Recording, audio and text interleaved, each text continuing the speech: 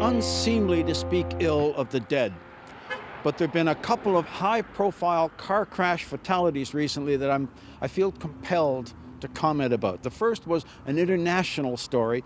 The star of the Fast and Furious movie franchise, Paul Walker, was killed when as a passenger in a Porsche Carrera GT, driven by his friend Rodas. It lost control and smashed into a lampstand. The car was destroyed, burst into flames. Both people were killed instantly. Now, the car had maybe 6,000 miles on it, had several owners. Were the guys wearing these seatbelts? I don't know. Did the power steering fail?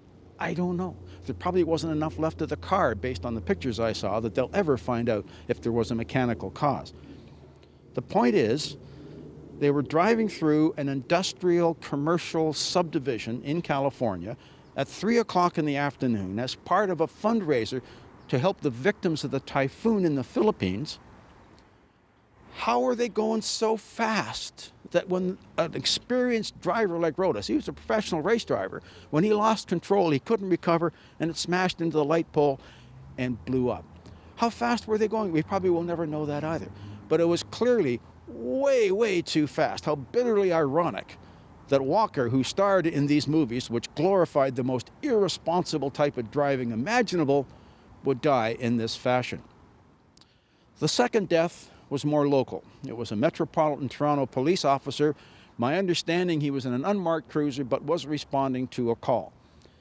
And the report included a tiny little mention, which nobody's commented on, that he was ejected from his vehicle. Ejected from his vehicle. That can only mean one thing: he wasn't wearing his seatbelt. Now, I know from personal experience in my own family that a traffic fatality affects your family for 70 years or more. They'll be mourning this lovely young man forever. Why wasn't he wearing his belt? Well, I know police officers don't like wearing belts because it makes it more difficult to get out of the car in their hurry if they have to. They might catch their billy club or their gun or whatever on the seatbelt. Well, you know, getting your billy club caught on the seatbelt isn't the most dangerous thing that police officers do. The most dangerous thing police officers do is drive. So for God's sake, save your family the grief that goes on for decades. Save the city of Toronto, who needs more police officers dedicated like this young man was. Save us all. Put on your seatbelt. We kill 2,500 people in this country every year in car crashes. In the States, it's more like 35,000 people. Almost every single one of those deaths is preventable. People like Paul Walker, who have high visibility. People like the police officer who died, who have a role model to play. For crying out loud, do the things that will prevent these deaths from happening. It's easy enough to do.